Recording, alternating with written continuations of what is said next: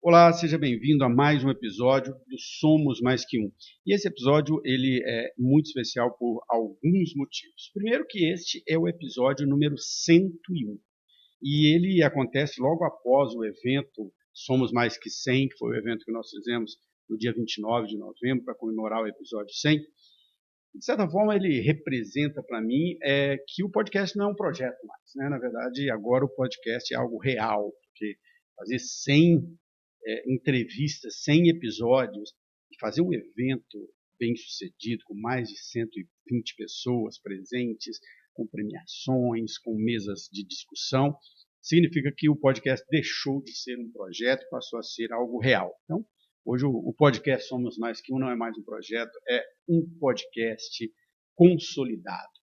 E segundo motivo pelo qual essa conversa, esse episódio 101 é especial para mim, é porque eu vou entrevistar uma pessoa que era para ser o episódio número 1, na verdade, né?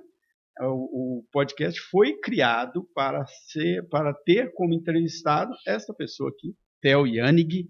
Theo Yanig ou Theo Caxi? Yanig Caxi. Tá. O Theo, meu filho, porque o podcast ele foi pensado, na verdade, né, Theo, para a gente discutir um pouco sobre carreira, sobre trilha, sobre escolhas profissionais, pegar pessoas que viveram histórias diferentes, passaram por suas trajetórias, suas carreiras, para conversar com jovens como você, como seus amigos, que estão naquele momento da escolha profissional. Então, muito obrigado por estar aqui. Ele me cobrou, o Theo me cobrou isso aqui na frente das pessoas no evento 100, como se eu nunca tivesse chamado ele, eu já chamei diversas vezes. E, Theo, como todos, né, eu vou pedir para você começar contando a sua história. Quem é o Theo Yanig Cachito e como é que o Theo Yanig Cachito chegou até aqui? Bom, né, sou Theo Yanig Cachito, filho, né, do nosso apresentador aqui. Eu nasci em São Paulo, capital, mas eu considero que eu nasci na Atibaia, de verdade, porque foi onde eu cresci, pelo menos meus 4 primeiros anos de vida, mais ou menos. Depois, né, acompanhei a jornada do meu pai, né, que se mudou para vários lugares. Fui para Campinas, cresci o resto da minha infância lá em Campinas. Depois a gente começou a ir para vários lugares, a gente foi para Caxias do Sul, depois a gente foi para Belém, depois para Guarujá, depois aqui para Ribeirão, né, que a gente está 6 anos. E engraçado, né, Theo, a gente brincava com isso que em um determinado momento você falava tchê e égua na mesma frase, né, porque você mudou de Caxias do Sul para Belém. E que tinha momentos na escola que a professora falava dos Pampas, você falava que tinha ido lá, a pessoa falava da Amazônia, você falava que tinha ido lá. Eu lembro de um dia que a gente agora se mudou para Guarujá, né, que eu estava com aula. Eu fui falar com a professora normal e eu não tinha acostumado ainda com. Era uma criança, né? Tipo, 8, não, eu tinha uns 10 anos já. Sim. E aí eu chamei ela de égua, né? Que é normal, né? Eu tinha ido pra Belém e Belém você fala égua, é o nossa, né? De São Paulo. Sim, sim. E aí eu fui lá e eu chamei ela de égua. E aí, nossa, deu muito problema isso. Na primeira semana de aula eu quase tomei advertência, assim, aí teve que explicar, nossa, foi. Não, e que para você era normal essa mudança, né, de Sempre culturas, foi. né? Sempre foi. Assim, e aí, a gente chega aqui em Ribeirão e com o objetivo de ir embora, como em todos os lugares, né? A ideia sempre era ficar 1, 2 anos dentro do trabalho que a gente faz. E aí, quando nós resolvemos, primeiro que nós chegamos, eu queria que você contasse um pouco essa história de quando você chegou aqui, porque nós chegamos na pandemia. Chegamos na pandemia. E depois a sua escolha e seu pedido para nós de falar, não, eu quero ficar em Ribeirão, porque a nossa ideia era ir embora inicialmente, né? Bom, a gente chegou e 2, 3 meses depois da gente mudar pra cá, chegou a pandemia. Né? E aí foi uma coisa que pegou muito pra mim, porque eu tinha acabado de me mudar e eu tinha acabado de entrar no 6º ano também, que é diferente. Já é uma mudança. Antes eu tinha só uma professora, duas no máximo, assim, agora eu tinha um professor para cada matéria, tudo isso, mudança de 5º ano para 6º ano, fundamental 2. Lugar novo, cidade nova, escola nova, tudo novo, e aí 2 meses depois, pandemia já, não tive a oportunidade de conhecer. Então eu cheguei em Ribeirão sozinho, né? E passei grande parte ali dos 2 primeiros anos, que foi pandemia, ainda sozinho, né? Eu consegui fazer algumas amizades, mas poucas. E na escola que eu estudava também tinha muito pouco meninos na sala. Eram 20 meninas e 9 meninos. Então, pegou bastante, porque eu tinha muito pouca amizade aqui em Verão. O condomínio que a gente morava não era muito amigável pra gente. E aí a gente acabou passando a pandemia muito sozinho. Muito só a gente. E foi uma coisa que pegou bastante. E a gente sempre, quando a gente viu que estava tendo essa realidade, né, de a gente estar meio a gente não ter se enturmado tanto nessa cidade, a gente provavelmente ia se mudar logo, era a nossa mentalidade, que a gente ia embora daqui a pouco, né. Mas aí acabou a pandemia, começou a aula mista, né, não tinha acabado ainda 100% a pandemia, ainda estava tendo, tipo, semana que você tem aula presencial, semana sem aula online, tá tendo esse modelo aí. E aí eu comecei a me enturmar bastante com as pessoas. Eu comecei a fazer muitos amigos e foram amigos que pegaram muito pra mim porque foi a minha adolescência, querendo ou não.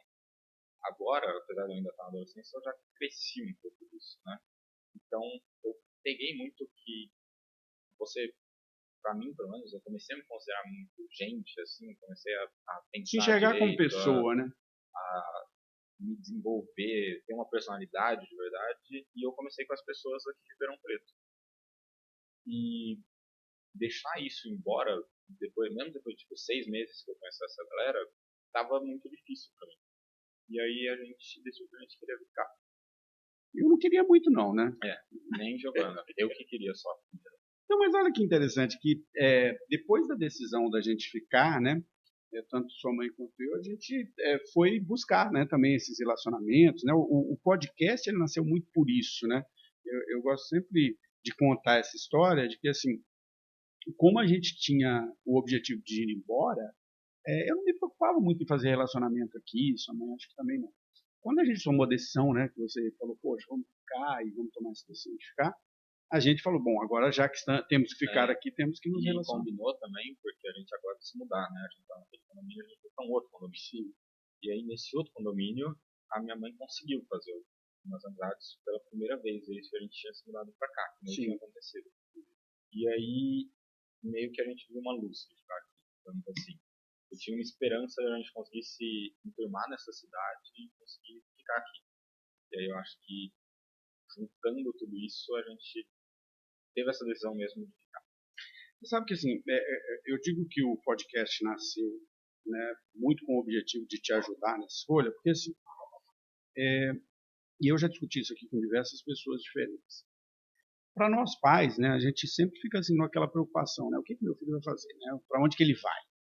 E nós temos uma visão muito diferente de outros pais, talvez por eu trabalhar com educação também, ter vivido muito tempo dando aula em graduação para outros alunos.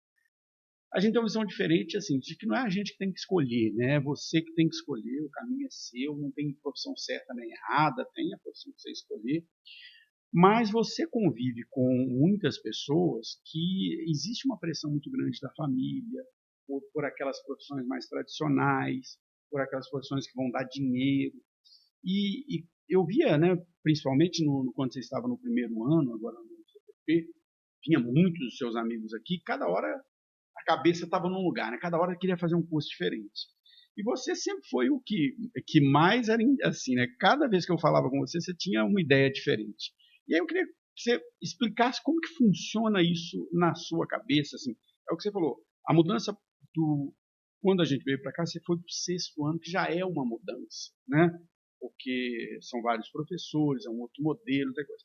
Mas aí depois vem mudança para o ensino médio. E o ensino médio é uma outra mudança e já se começa a falar um pouco desse negócio da carreira, né? O ensino médio já começa a ter esse peso vestibular, né? Essa escolha já começa a ser algo mais iminente, né? Você já está mais perto disso, tem amigos seus, e você não começa a ficar amigo de gente que é do segundo ano, gente que é do terceiro ano, gente que está fazendo vestibular já. Tem gente que faz Enem, faz algum vestibular grande já no primeiro ano para treinar, né? Então você está muito mais cara com com essa escolha da sua profissão, né? Porque você A tem própria escola também a própria fala. escola. No primeiro e segundo ano não tanto. No terceiro ano é mais focado. Mas sempre tem esse assunto. Ele é um assunto que não deixa de existir. Ele é um assunto que sempre vai acontecer no ensino médio. E para mim, pelo menos, teve algumas escolas que não acontecem isso, né? Mas eu não tinha química, física, biologia no meu sexto, sétimo, oitavo e nono ano. Algumas escolas já tiravam a matéria de ciências e repartiam ela nessas três partes, e algumas continuavam com as ciências, e aí você tinha química, física e biologia lá enquanto você ia para o ensino médio. Foi o que aconteceu comigo, né? Então eu tinha mais três matérias novas, eu tinha muita mais aula tarde, muita coisa que mudou também, e muita gente, né? Muita gente diferente, né? Muita gente diferente, e no ensino médio também tem bolsa, né? É uma coisa que não costuma ter em Fundamental 1, Fundamental 2, só filho de professor, né? Que recebe bolsa. Mas você começa a ter vestibulinho e você começa a ter gente de uma realidade muito diferente da sua. Você vê gente que é mais ou menos igual a você, de uma coisa parecida. Você convive com gente que é muito rica. Você convive com gente que está ali por bolsa. Então você convive com três lados muito distintos da sociedade. Você tá, tem muita gente também de outra cidade, né? Não é só Ribeirão, tem gente de Batatais, tem gente de Sertãozinho, tem gente de Cravinhos, tem essa galera toda. Então são culturas diferentes. Você sabe que é engraçado, isso foi uma percepção nossa. Uma coisa que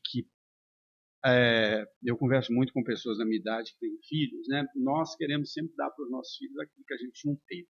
E aí, de certa forma, a gente acaba colocando os nossos filhos numa bolha, né? Mora no condomínio, estuda num colégio particular e vai para casa dos amigos, vai para o shopping e sempre de carro, e a gente vai colocando vocês numa bolha. E para mim teve um momento muito legal, assim, quando você entrou no primeiro ano do CPP, que é isso que você falou das bolsas, que para mim, eu me lembro de comentar com você assim, poxa, ele saiu da bolha. Foi um dia que vocês foram numa feira de vinil, lá no centro, acho que lá no Sesc, e resolveram voltar a pé. Eu falei, de onde que esse cara tirou voltar a pé? Mas, conversando, a gente falou, pô, ele está saindo da bolha, né? Eu acho que é um pouco disso que você falou, de conhecer pessoas diferentes. Então, esse vídeo específico eu tava com um grupo de amigos que é muito diferente, né? Ele é uma galera mais alternativa, digamos assim. E o ensino médio você conhece muita gente quando você está aberto a conhecer muita gente. É uma coisa que me choca muito é a galera que tem uma bolha muito fechada, que acontece muito. Tem gente ali que é sempre muito rica, sempre viveu em Ribeirão Preto, sempre estudou na mesma escola, mesmos amigos, a vida inteira é a mesma coisa. E quando eu fui para o ensino médio, eu conheci tanta gente. No meu primeiro ano tinha 120, 110 pessoas, que é uma coisa que nunca aconteceu comigo, né? Sempre 30, 60 no máximo pessoas do meu ano. E aí do nada tinha muita gente para eu ficar amigo, tinha gente do segundo ano também. E você estava aberto, né? E eu estava aberto. E tinha muita gente que também era aberta a conhecer pessoas diferentes, a conhecer pessoas novas. Eu fui muito aberto, eu conheci muita gente. No primeiro ano eu estava cada semana com um grupo de amigos diferente, estava cada semana um rolê diferente. E eu me surpreendia o quanto tem gente que não sai dessa bolha, que fica nela e insiste, fica com as mesmas amizades, as mesmas conversas.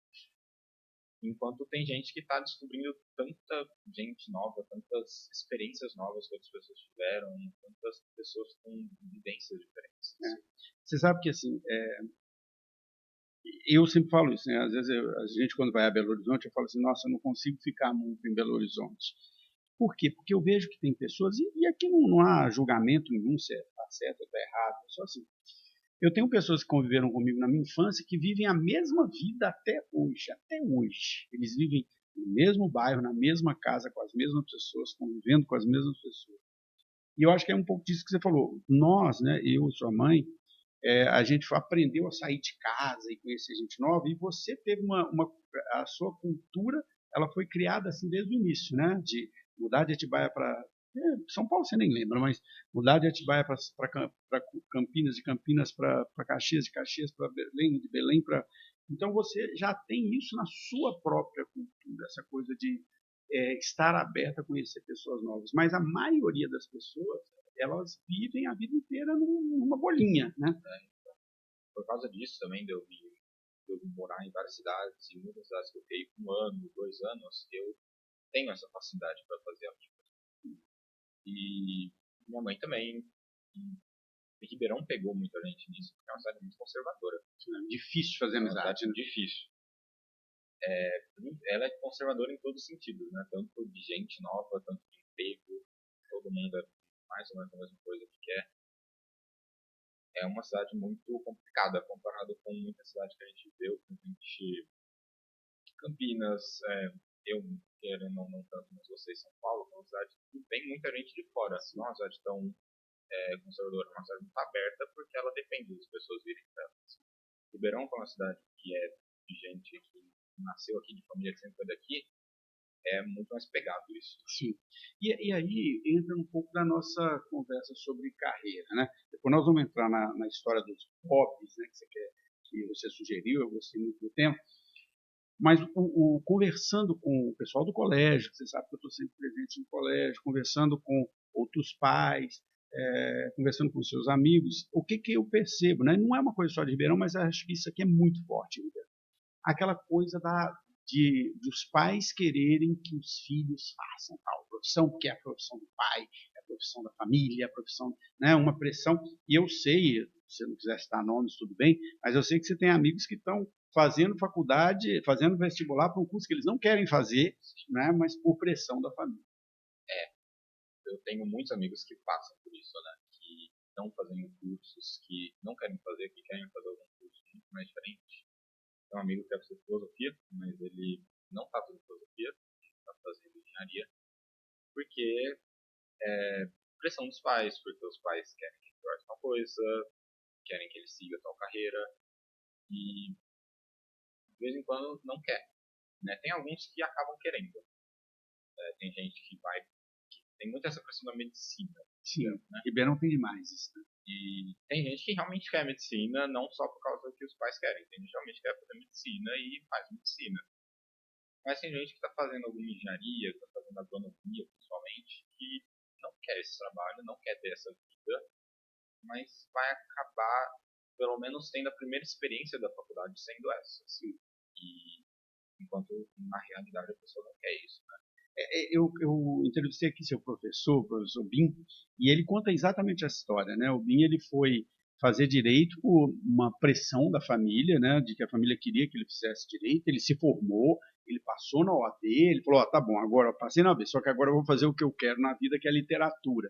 Então você vê, não que ele perdeu esse tempo, não, foi um aprendizado importante, mas ele ficou lá 5 anos numa faculdade fazendo um curso que ele nunca exerceu porque não era o que ele queria, mas que existia uma pressão. E eu acho que esse caso dele é muito exemplar disso que você está falando, né? Dessa experiência, né, que as pessoas passam. Sim, é um caso que vai acontecer com muitos amigos meus. Eu acredito que estão aí já no vestibular, né? Eu sou amigo de só gente do terceiro ano, apesar de eu ser do segundo. Todos meus amigos são do terceiro. E a maioria vai acabar passando por isso, eu acho. E que vai acabar fazendo um curso que não vai ser muito tempo jogado fora, né? Como você disse, você vai o tempo inteiro aprender coisas. Eu conheço meus amigos, eu sei que eles são abertos a conhecer gente nova, então esses 5 ou 3 anos que eles podem acabar passando no curso que eles não querem, não vai ser um tempo jogado fora, vai ser um tempo que eles aprenderam alguma coisa, só não é o que eles querem para a vida deles. Né?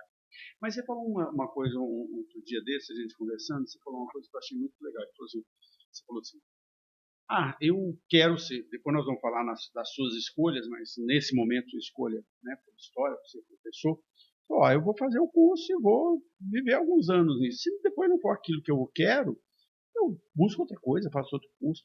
E eu acredito muito nisso, né? Eu acho assim, tudo aquilo que eu falo sobre carreira, desde o Não Deixa a Vida Me Levar, os 50 dicas, sempre falo, esquece essa história de você vai ter uma carreira só, principalmente para vocês que estão chegando agora no mercado de trabalho, em que a tecnologia muda completamente as profissões. A maioria das profissões que tem hoje não existiam há 10 anos atrás. E tem profissões que eram gigantes há 10 anos que hoje não existem.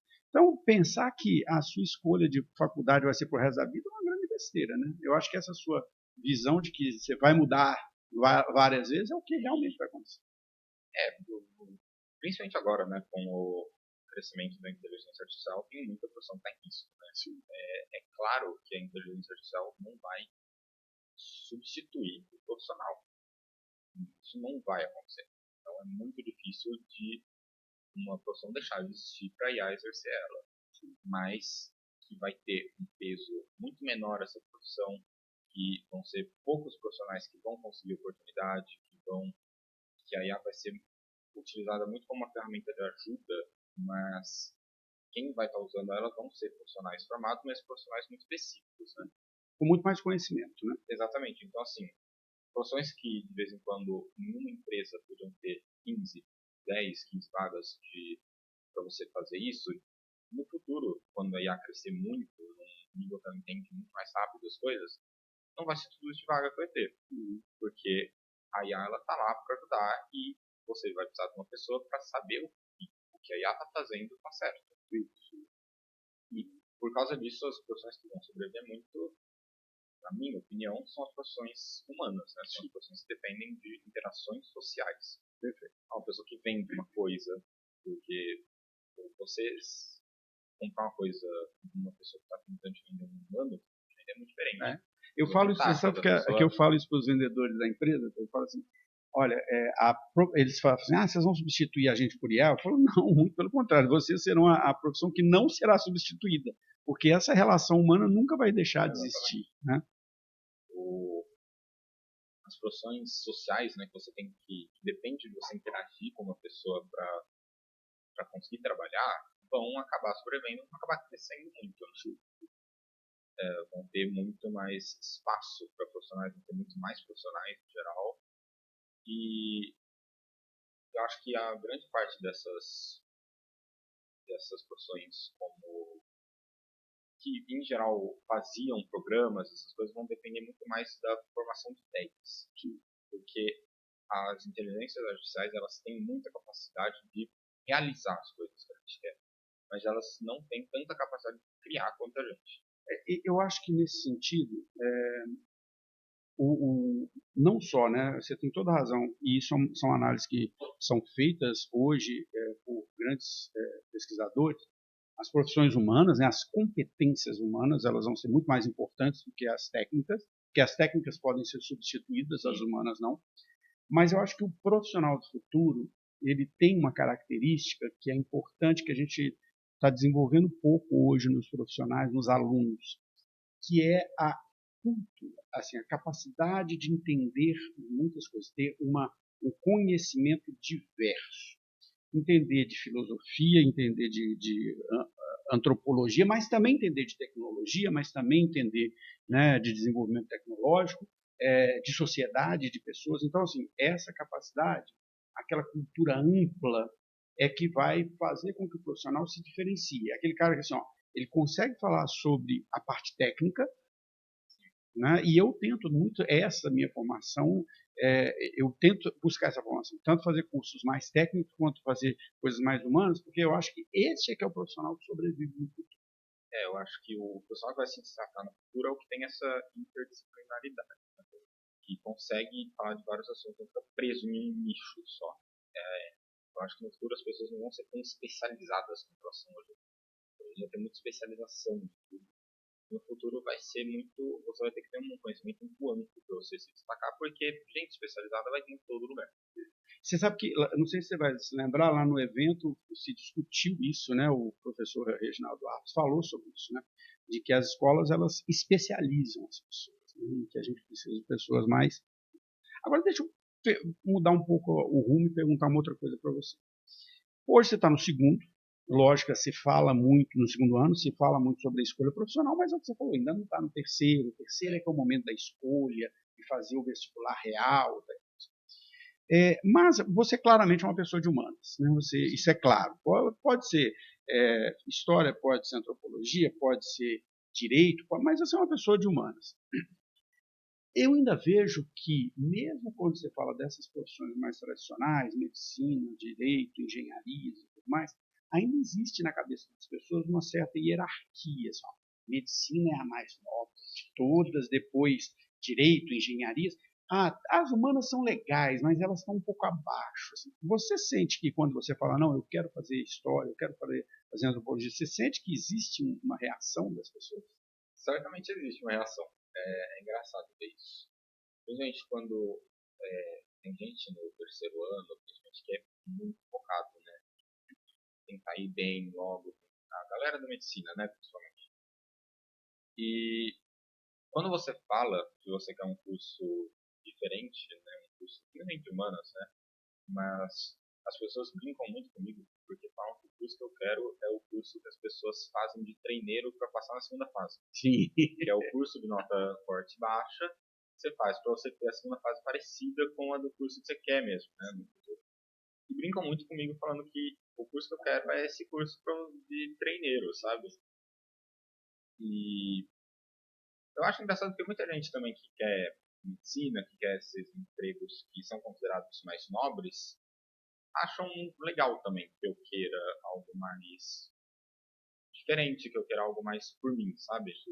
Que eu não estou pensando tanto talvez nessa hierarquia, porque muita gente, querendo ou não, faz por causa do dinheiro. Né? Sim, sim. Uma coisa Eu acho comum. que também tem a questão da gente também não te cobrar muito isso, né? Porque eu vejo que tem uma certa.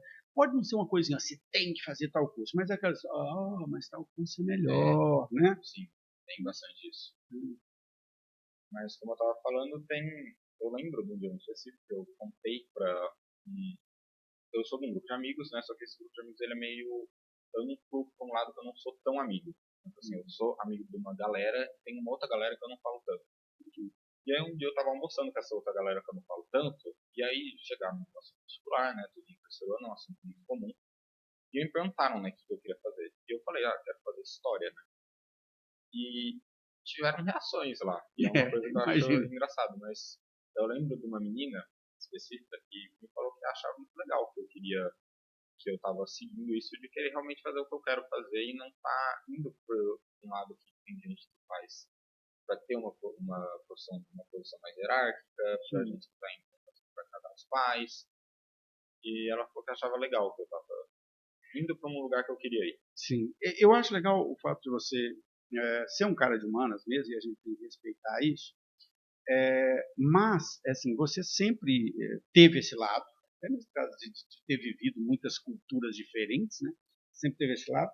Mas, de um ano para cá, você se descobriu uma outra coisa, que é a questão de ser professor, né? Que é dos estudantes que ensinam, e desde o primeiro momento você sempre teve essa. Desde a primeira vez que você foi, isso te impactou muito, né? Não precisamos falar do estudantes em si, mas eu queria falar um pouco das experiências, das vivências, daquilo que o estudante trouxe para você também que impacta as suas decisões.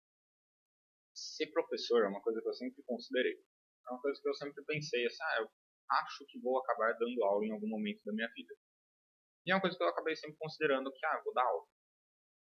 E aí quando teve no início desse ano uma apresentação dos estudantes, eu sabia que ele existia, mas uma apresentação ampla para todo mundo, e abriram inscrições para você fazer parte, né, ajudar, eu me inscrevi logo de cara, porque primeiro que eu queria ter essa experiência para ver se isso era realmente o que eu queria, apesar de não ser a faixa etária que eu buscava trabalhar, né, quando eu penso em professor, eu claramente penso em ensino médio, eu penso até no Fundamental 2, assim, e o que eu estava trabalhando com meus estudantes era criança, né, primeiro ano do tal, essas coisas, mas ter essa vivência de realmente dar aula, ver como a sua presença, a sua ajuda muda para as pessoas, foi uma coisa que me deixou muito claro que era o que eu queria fazer.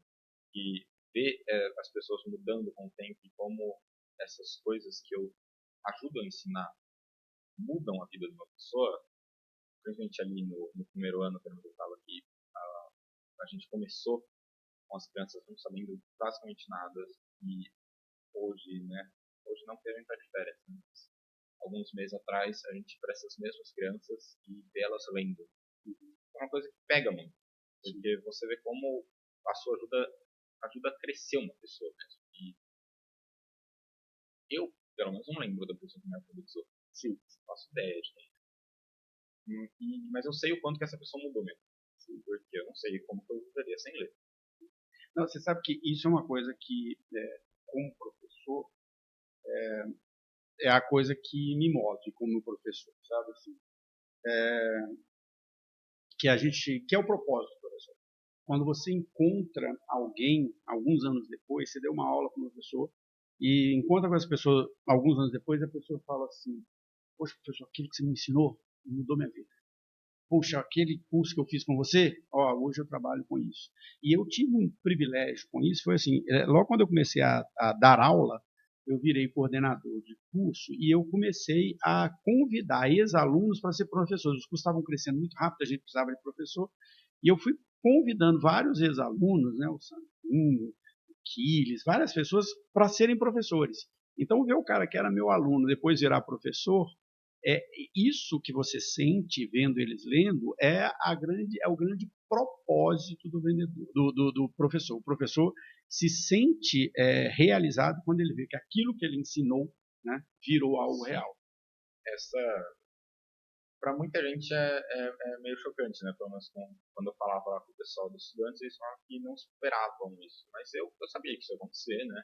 Mas ver isso acontecendo impacta, né? É uma coisa que até para pessoas que são mais fortes sentimentalmente, impacta. Você sente isso, você sente a diferença que você fez na vida dessa pessoa. Mesmo que ela vai esquecer de você depois dos anos, que é algo que eu imagino que vai acontecer, eu sei que no fundo eu fiz uma diferença na vida dessa pessoa que é o que eu quero continuar fazendo. Eu não quero. Todo mundo quer fazer uma diferença na vida das pessoas, né? Pelo menos na maioria dos empregos, assim. Medicina, você está fazendo a diferença na vida das pessoas, né? Mas eu não quero fazer desse jeito. Eu quero realmente ensinar alguma coisa. Eu sempre gostei de ensinar as pessoas e eu acho que o jeito que eu ia conseguir ser feliz na minha vida adulta seria nesse caminho, sabe? Não, e esse caminho é um caminho muito legal, e aí, da mesma forma que a gente viu uma mudança muito grande em você, né? Uma saída da bolha, vamos dizer assim, quando você foi com seus amigos comprar disco e voltar a pé, a primeira vez que você voltou do Estudantes e relatou, contou a história dos Estudantes, aquilo que você viu, as coisas que você viu, e cada vez que você chegava e contava, a gente via um sair da bolha também, né? Um entendimento. Você sempre falou em fazer antropologia, sociologia, mas eu acho que a hora que bateu o que é a sociologia para você, caiu a ficha do que é a sociologia, Sim. Foi quando você foi para o Estudantes. Uma coisa que eu lembro bastante foi na primeira vez que eu estava indo para os Estudantes, que a gente ia numa van, né? E eu estava sentado do lado de um amigo meu, que é o mesmo que eu fui comprar disco de vinil muito tempo atrás. E a gente estava lá e atrás da gente tinha uma galera do primeiro ano.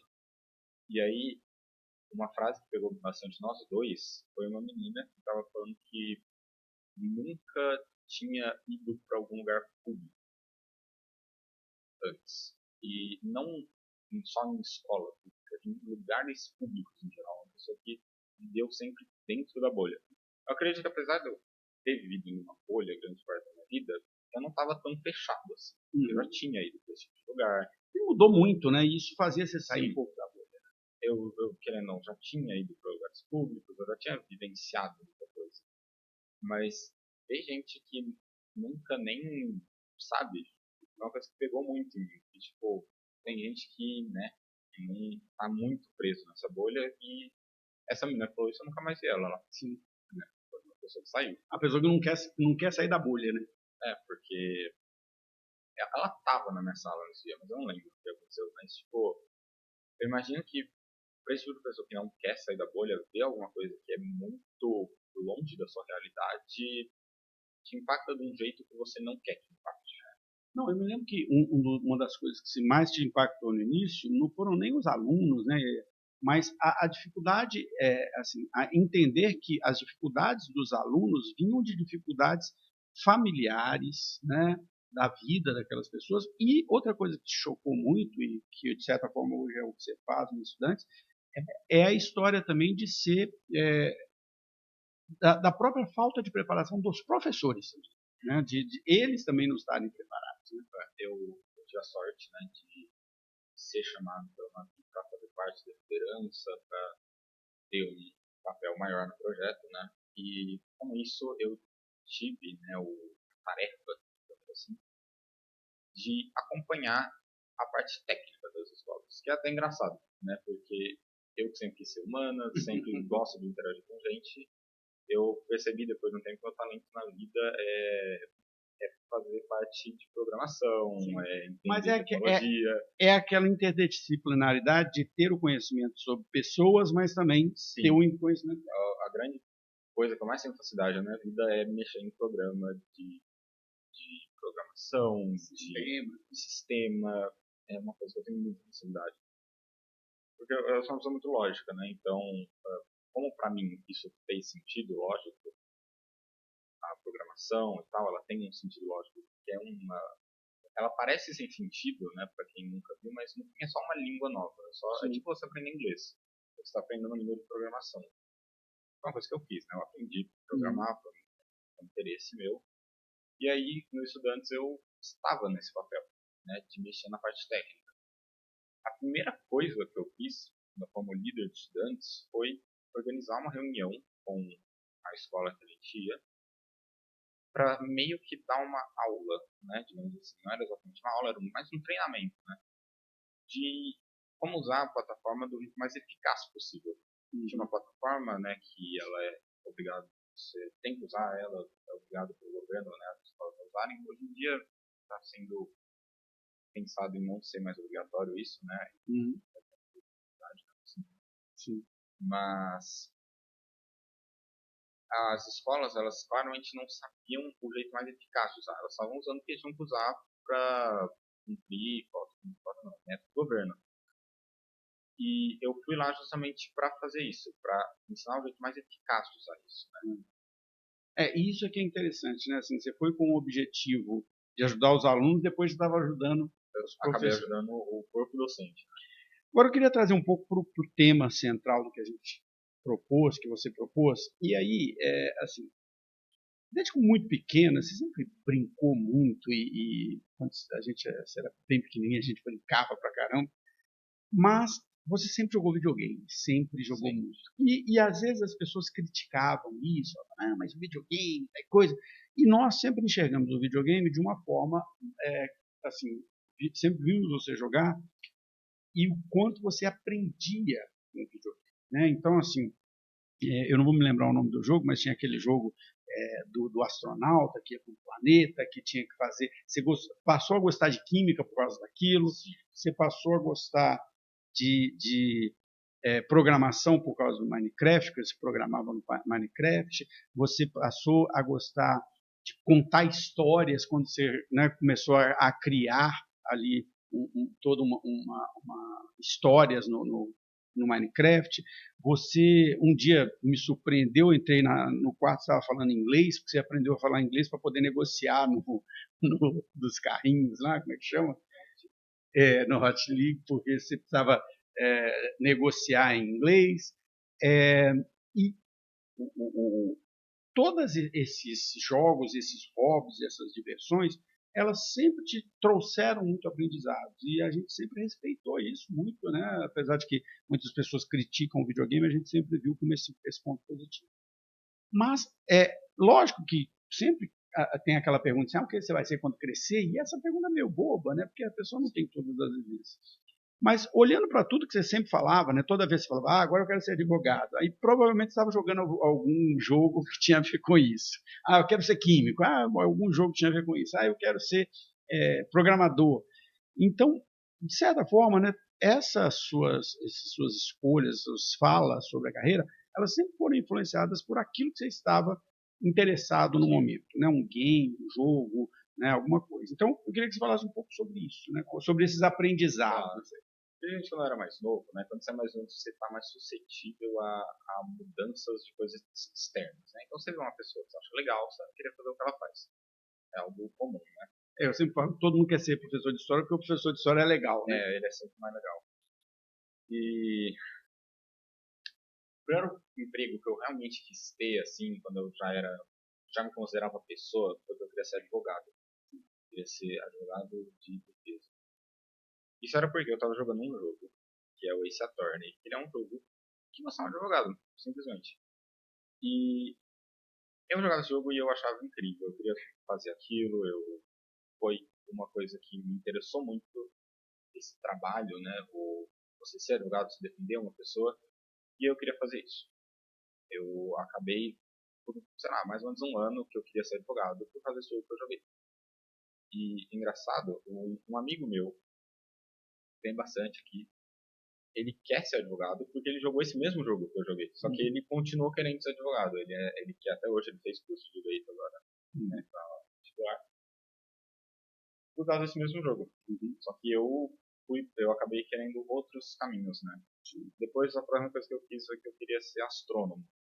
É Né? verdade, me Eu lembro queria ser dessa fase. astrônomo, mais ou menos por um ano também, que eu queria fazer astronomia, por causa de um jogo que eu também tinha jogado, que tinha a ver com espaço e tal, e espaço é uma coisa que me interessou muito, mas aí ver um jogo e meio que, não é exatamente a vivência da profissão, mas você tem uma proximidade com ela, né, acabou que eu tive muito mais interesse agora na astronomia e eu queria ser astrônomo.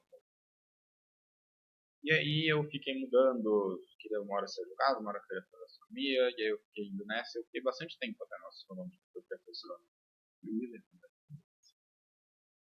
E aí tiveram outros empregos que eu queria ter, né, por causa de algum jogo que eu estava jogando, ou por causa de um personagem do jogo, mas eu não vou lembrar agora. O que eu lembro mais é direito, né, ser advogado e astronomia. Mas aí, o que eu quero hoje em dia é antropologia. Né? E o que aconteceu com a antropologia? Antropologia, eu já tinha uma proximidade com antropologia porque eu vivenciei muitas culturas diferentes. Né? E é uma coisa humana, que é uma coisa que era muito semelhante, né, ao que eu queria. E as minhas vivências e tal, né? E aí era uma coisa que eu sempre considerava, nossa, um negócio legal, talvez eu faça essa faculdade, não sei. E aí, pra variar, eu joguei um jogo, né? Eu joguei um jogo que ele não tem o mínimo foco nisso, que é Danganronpa, meu jogo favorito até hoje. E é uma franquia, né? São 3 jogos. No terceiro jogo tem um personagem, ele é um antropólogo. E ele, quando você falava com os personagens e tal, né? É um jogo mais de diálogo, mais de história. Você começa a ver muito o lado dele da antropologia, né? De como ele se interessou, o que ele faz da vida dele, todas as vivências que ele passa pelo emprego que ele tem, né? E aí eu comecei a ter muito interesse em fazer isso. E eu fui ver e era o que eu queria fazer, né? Depois quando eu fui pensar mais a sério, mais a fundo no que eu queria fazer da minha vida, em qual carreira eu queria seguir, eu cheguei na conclusão que eu queria ir para a faculdade, eu queria fazer um campo de história, pegar uma licenciatura, dar aula por um tempo, enquanto eu estou dando aula, terminar, né, fazer um mestrado de história e fazer ciências sociais e fazer a pós em antropologia, né? Porque não tem o curso de antropologia. Sim, tem as ciências sociais. Ciências sociais, que é ciências políticas, antropologia e sociologia, né? E aí, esse foi o plano que eu fiz para minha vida, né? Por enquanto, né? Pode mudar, tá muito suscetível a mudança ainda, né? Tudo isso. Eu acho que esse caminho talvez pelo que eu te conheço, é o que mais faz sentido, né? Porque esse lado humano seu, né, das culturas, e eu acho legal você falar isso, que veio dessa sua experiência de morar em vários lugares, né, de mudar de cultura, de entender, porque qual é o problema das pessoas que elas vivem a vida inteira num lugar só? Ela só conhece uma cultura, né? E como a pessoa só conhece uma cultura, ela vai ficar o resto da vida naquela cultura. E você, por ter tido a oportunidade de passar por várias culturas diferentes muito jovem, você foi vendo que, peraí, né, o mundo não é isso aqui só não, né? O mundo tem um tanto de coisa diferente aqui. E hoje, de todos esses games, né, que você jogava, mas hoje você está vivendo uma experiência muito legal, que é a questão do RPG. E o RPG, né, é engraçado que era um negócio que é antigo, que meio ficou um tempo meio morto, virou. O pessoal criticava, tirava sarro com aquilo, e hoje voltou com muita força. E o RPG ele junta um tanto dos seus interesses, né? Ele junta o interesse da investigação, né, do negócio do direito, que você sempre teve esse lado. Ele junta o negócio das relações humanas, né, porque ele lida muito com isso, com relações humanas. E ele está desenvolvendo uma competência. Eu tenho percebido isso, a mesma coisa que aconteceu quando você aprendeu a falar inglês sozinho, porque você jogava o joguinho. Isso é engraçado. Você agora está desenvolvendo uma capacidade de escrever, de colocar as ideias no papel, de criar uma narrativa que te ajudou, inclusive no vestibular agora, por causa do RPG. Né? Eu acho que isso realmente tem impactado muito positivamente. Bom, falando primeiro, né, já que você tinha comentado, eu tinha esquecido disso, por sinal, né, da você aprender a falar inglês. Né? Comentar um pouco sobre isso. Eu aprendi a falar inglês porque eu jogava um jogo que tinha um sistema de troca nesse jogo. E eu queria fazer as trocas e tal. Só que esse mercado de trocas no Brasil, ele não era forte. Ele era muito pequeno, não tinha tanta gente vendendo coisa, não tinha tanta gente comprando coisa. Então, você tinha que aprender a falar outra língua. Só que, como inglês é língua global, meio que todo mundo fazia as trocas em inglês, né? E aí eu tinha 9, 10 anos, e aí eu percebi que eu tinha que aprender inglês para conseguir trocar, né, nesse jogo. E aí eu aprendi a falar inglês. No início eu passava bastante vergonha, eu falava meio embolado, eu era uma criança, óbvio. Mas com o tempo, por causa principalmente de eu treinar falando com as outras pessoas, principalmente pessoas que já eram americanas, né, ou falam inglês há mais tempo, têm essa vivência próxima, né, com a língua, eu sempre tive uma capacidade de fala e de escuta de inglês que pega muita gente no Brasil, né? Sim. A galera que aprende a falar inglês no Brasil, ela é muito forte na gramática, muito forte na leitura. Aqui se ensina gramática, não se ensina... gramática. E gramática é a minha parte fraca, porque eu não aprendi a falar inglês na escola. no léxico inglês, né? Eu aprendi com gíria, com expressão, falando com gente. Então eu sempre tive a fala, a escuta muito forte, mas a gramática é muito fraca. Assim, não sabia conjugar verbo em inglês. Em português eu sei. Só que assim, eu sabia montar a frase, eu sabia quando a frase estava certa, eu sabia quando o verbo estava errado, mas eu não sabia que se estava no passado, se estava o que era gerúndio, nada disso. E aí, querendo ou não, né, para você conseguir tirar nota na escola sem saber essas coisas, eu acabei aprendendo.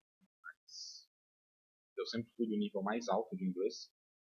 E uma coisa muito engraçada, né, no CPP, você fazia uma provinha no primeiro dia de aula para determinar o nível de seu inglês. E eu não fui bem nessa provinha. Porque era gramática. Mas eu ainda fiquei no nível mais alto. Porque o professor de inglês veio falar comigo, depois de cabelo azul. E eu falei como fluente, né? Ele era, né?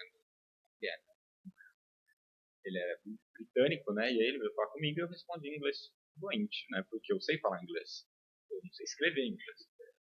E aí ele lembrou do meu nome e me colocou no nível mais alto, apesar da minha prova não ter sido boa. Ele foi lá e me puxou pro nível mais alto. Porque ele queria dar aula pra mim, porque ele dava o nível mais alto.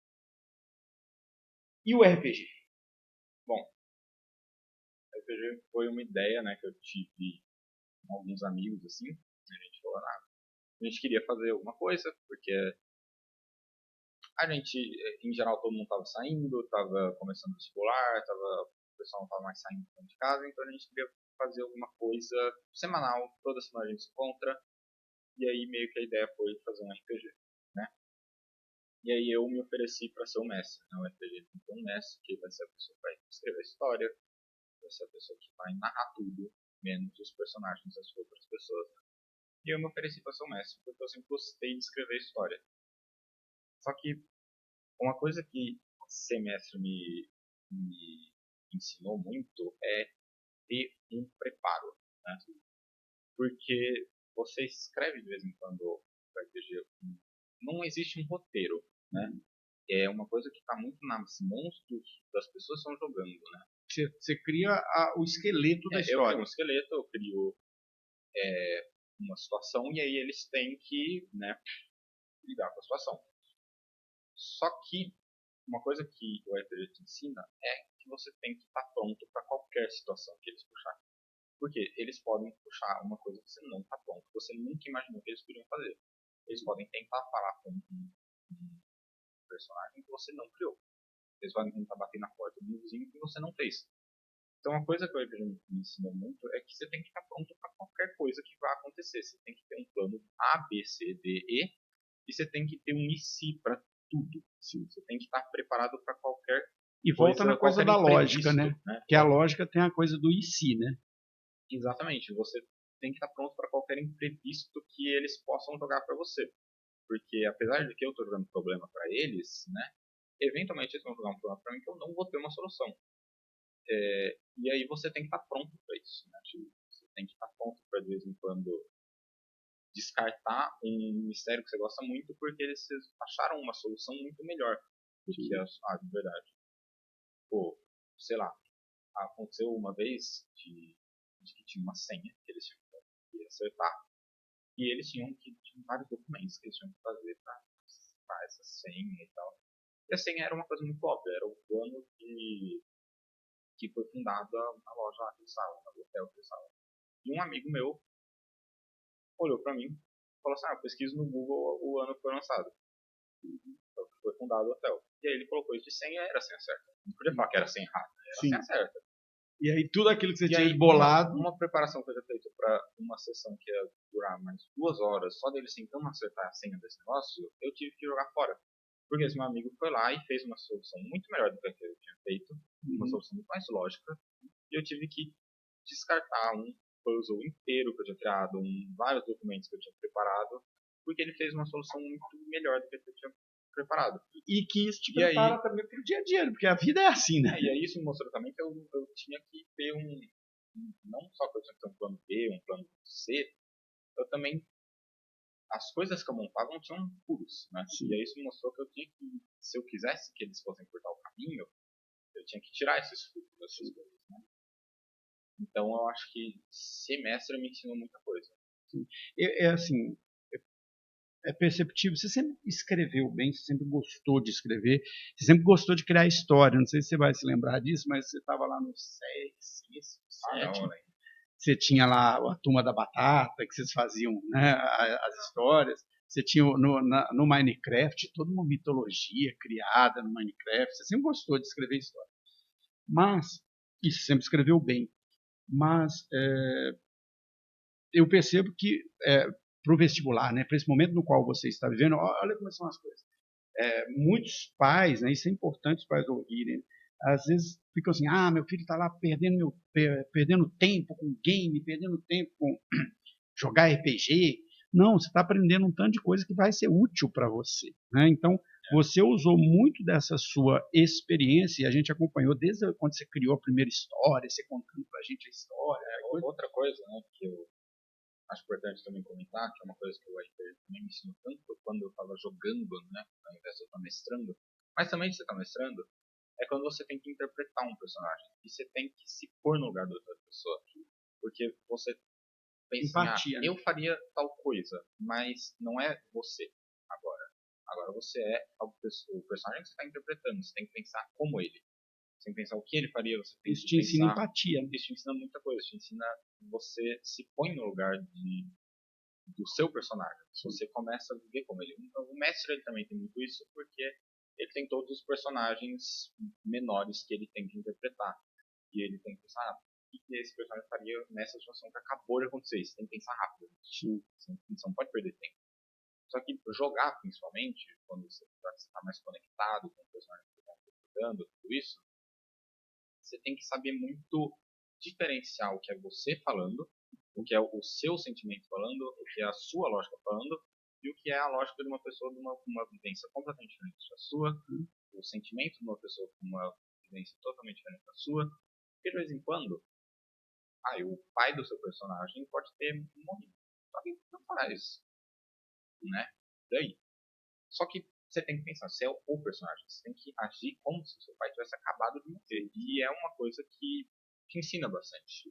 E é uma das competências fundamentais hoje, que é a empatia, o saber se colocar no lugar do outro. Entender os problemas a partir do ponto de vista do outro, não a partir do seu ponto de vista. Isso talvez seja uma das competências mais importantes hoje que as empresas cobram das pessoas. E é uma coisa que você aprende a ver um problema não pelos seus olhos, mas pelos olhos da pessoa que está sofrendo esse problema. Por isso que eu acho que é tão legal assim, ter essas experiências diferentes, né? Porque elas fazem com que você aprenda coisas na prática. É muito mais do que na escola. Agora, bom, já estamos quase uma hora falando, então deixa eu levar para a última parte da pergunta aqui do bate-papo.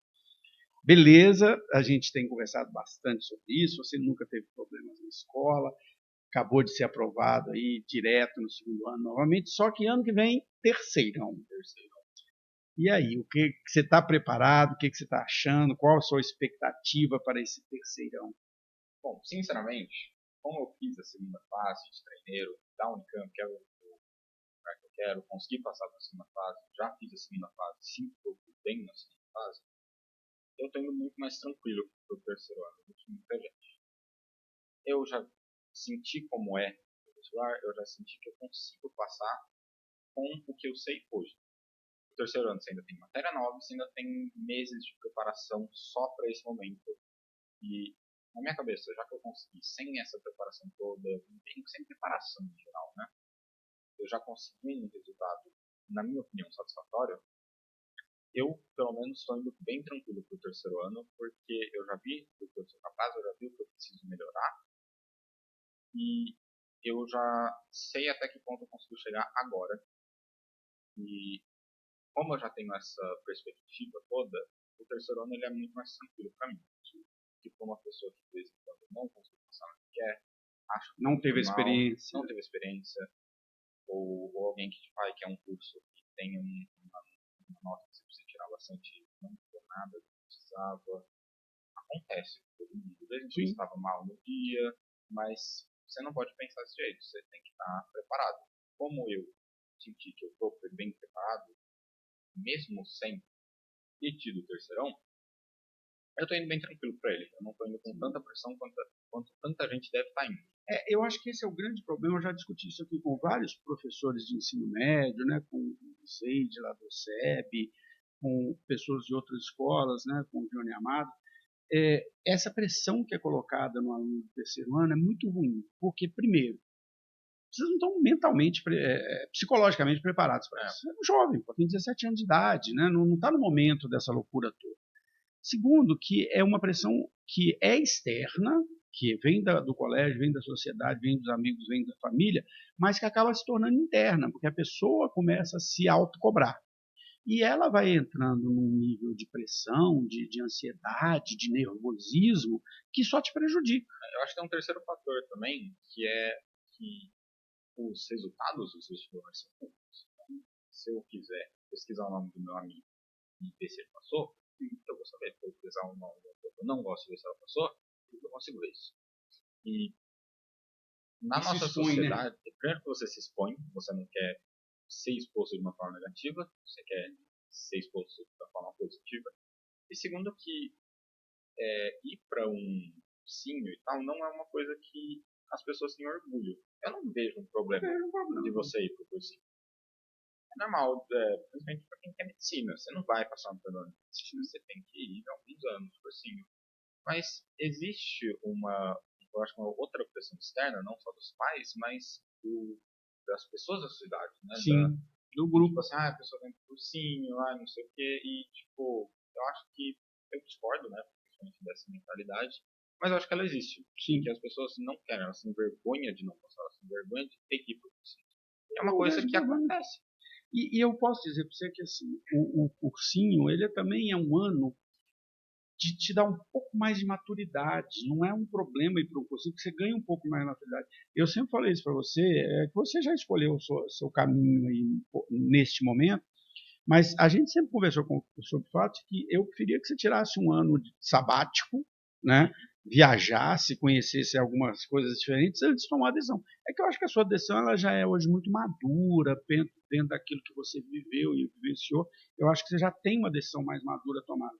Mas se eu sentisse que você não tinha essa decisão tão madura tomada, eu falaria para você, ó, faz as flechas. Eu tenho alguns amigos que estão nisso, né? Eles fizeram, apesar de eles estarem no terceiro, eles fizeram esse ano para treinar.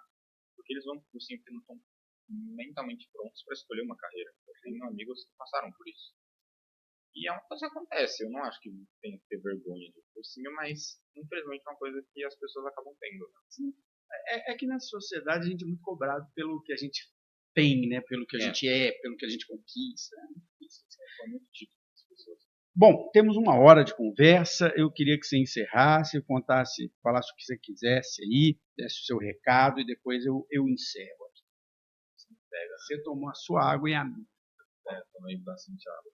Mas acho que meu recado é que, no fundo, os hobbies eles são vistos como passatempo, como uma coisa festinha. Mas eu acho que é uma coisa que te ensina muito, é uma coisa que muda muito a sua perspectiva sobre muitos aspectos da sua vida. E para mim, pelo menos, foi uma coisa que me ajudou a escolher o que eu quero, que me mostrou que de vez em quando o que eu queria não era o que eu queria. E eu acho que essa visão que tem nos hobbies, principalmente videogame, de que é uma coisa boba, que é uma coisa inútil, eu vejo muito essa palavra, eu discordo. Eu acho que é uma visão que tem que ser repensada, porque é uma visão que pode ensinar muito as pessoas. E, principalmente isso, os hobbies, eles te ensinam muito mais do que só passar o tempo. Principalmente, tudo que você faz na sua vida tem algum ensinamento. E você fazer uma coisa que você gosta, que são os hobbies, vão ter muito mais ensinamentos do que uma coisa que você não gosta. Isso mesmo. É aquilo que é a minha frase a frase da minha vida, né? Eu tenho algumas frases na vida, compartilhar e aprender, algumas coisas dessas, mas a minha frase mesmo é a seguinte: todo dia eu quero aprender algo novo. Se eu aprendi algo novo no dia, eu vou dormir melhor do que eu acordei. Então, esse aprender algo novo, ele vem de uma série de coisas diferentes. Conhecer uma pessoa nova, ler alguma coisa diferente, assistir alguma coisa diferente, ter um hobby, né, em qual você aprende algo diferente. É engraçado como, vou falar assim, do que eu acompanho de você do RPG. O RPG é um hobby, sim, mas você aprendeu a escrever melhor. Você tem aprendido a desenhar. Você tem aprendido coisa de IA, porque você fica ali tentando fazer os desenhos. Você está aprendendo a editar vídeo. Você está aprendendo a pensar um tanto de coisa diferente. E mais do que isso, sabe o que é o mais importante do que tudo isso? Vocês passam aqui 5, 6 horas aqui, pessoas diferentes, né? Tem grupos que vêm várias vezes, mas às vezes entra uma pessoa, sai uma pessoa, pessoas diferentes, convivendo e vivendo essa história de se colocar no lugar do outro. Essa é a grande aprendizagem que vocês estão tendo com isso. Uma coisa que eu acho é que assim, um hobby que ele não tem essa visão de ser algo muito é o esporte, né? Uhum. Quando você vai no esporte, basquete, eu jogo basquete, uma coisa que te ensina muito é que nunca é sobre si mesmo, é uma coisa muito... Você depende do conjunto, né? E eu sinto como se as pessoas agissem que só os esportes ou só algumas coisas específicas têm um ensinamento, mas na verdade tudo vai ter um ensinamento, se você usufruir isso da melhor forma possível. Se você realmente usar para aprender. Se você realmente aproveitar essa oportunidade que você está tendo, você vai aprender alguma coisa, cara. Não é só com esporte. Perfeito. Bom, é isso, né? O Theo era para ser o episódio número 1, nunca veio. Na verdade, vou até contar. Na verdade, era para o Theo estar aqui do meu lado, era para ele ser o entrevistador. Agora a gente está começando uns projetos novos no podcast, mas quem sabe ele se anima a vir ser entrevistador também.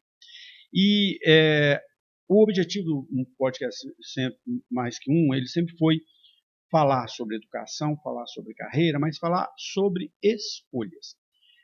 Uma das coisas que eu não sabia, mas que eu aprendi, eu não sabia, mas eu tive a certeza agora, depois de 100 episódios, é que a grande maioria das pessoas passou por tudo isso que o Theo comentou aqui, por escolhas que às vezes foram as escolhas que não eram, queriam, depois mudou de carreira, depois mudou de profissão, depois mudou como pessoa, buscou outro caminho. E essa é a nossa vida, esse é o nosso caminho, essa é a nossa carreira, e é sobre isso que a gente discute aqui no podcast São Mais Que Um. Então, esse é um podcast, né? Esse é um episódio fantástico para mim, importantíssimo, porque episódio 101, com o Theo aqui, é a marca de que o podcast é algo real e que vai contribuir, já tem contribuído, mas vai contribuir muito com a vida de todas as pessoas. Então, se você gosta desse tipo de conteúdo, não deixe de nos seguir. O episódio do Theo vai estar completo lá no nosso canal no YouTube, também completo no nosso canal do Spotify, mas diversos cortes aí nas redes sociais. Aguarde e até o nosso próximo encontro.